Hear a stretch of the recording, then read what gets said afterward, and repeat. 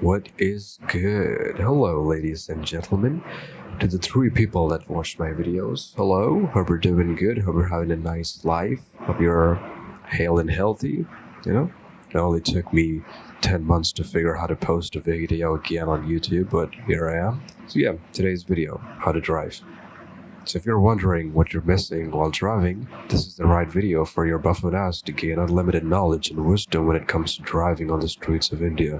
Now this may not be for everyone, nor do I expect the mass population of you 8 brains to understand, but either way you can still watch if you have nothing going on in your life. Well, nothing wrong with that, of course. I'll summarize why you need this video while driving on the roads of India. Because idiots exist. Well, we know for sure that there's no cure for fools, so it's easier not to be one instead. So for now, let's just start with the basics, yeah? I probably have a part 2 once I see more idiots, since I began driving on the roads like not too long ago.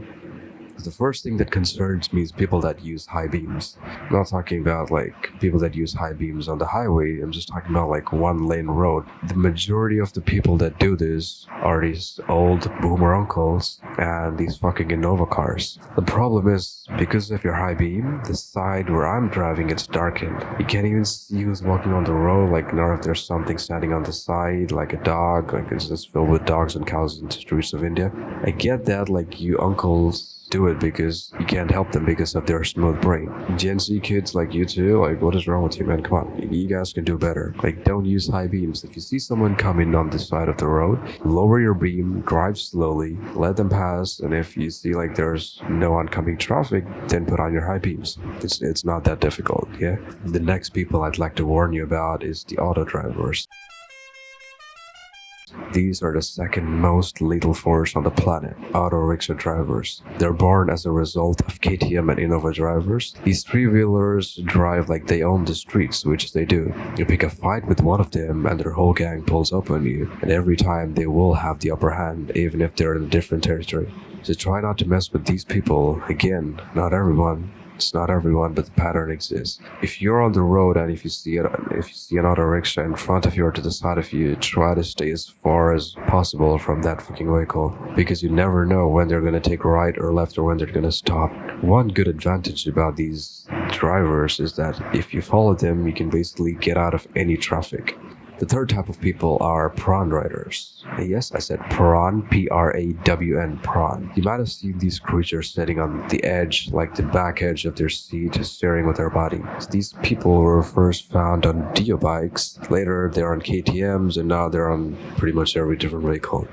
The way these people drive is they sway from the leftmost lane to the rightmost lane without any care for traffic or checking the rear end or whatever. Typically like an auto driver, so yeah. The fourth type of people that I'd like to talk about is honkers. Well, many of you know how to use a horn and when to use a horn, but there still seems to be a vast majority of people that have no idea of what a horn is or how and when to use them. You see, the primary use of a horn, like any horn, is to alert others to your presence and warn them of potential hazards. This includes making other drivers, pedestrians, or cyclists aware of your vehicle, especially in situations with limited visibility, such as approaching blind curve or someone is unaware of your position. So it's self-explanatory when you should use a horn. If this still doesn't make sense for you, it's better you go on Google or ask ChatGPT to teach you.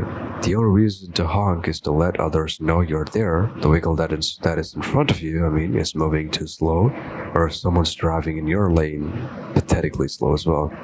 Or if there are animals on the road. Yeah, I get it if you can honk if you want someone to leave way for you. You should also know that the person driving in front of you must check his sides before he can leave way for you. Does that make sense? He can't just take a side just because you honked and then make way for you. Like, he has to check and make sure he's safe to take a side, and only then you can overtake him. This process takes time, right? Like, the moment you horn, you can't expect like way to form. Like, you gotta horn, you gotta honk, be patient, wait for him to fucking move, and then go ahead. Typical Scorpio drivers. If you can understand this much, it's not that hard to understand that you should honk just like maybe a couple of times or more, not like 2,000 fucking times. The process is you honk, wait for the other person to move, and then go your way to the scam center. If you see there's traffic in front of you, and this is another thing that I've seen a lot of people do. Like, you guys honk like there's no traffic in front of the other person. It's not that hard to see what's ahead of me or what's ahead of the person driving in front of you. Right? Like, he can't make way just because of your honk. The traffic's not gonna clear, bro.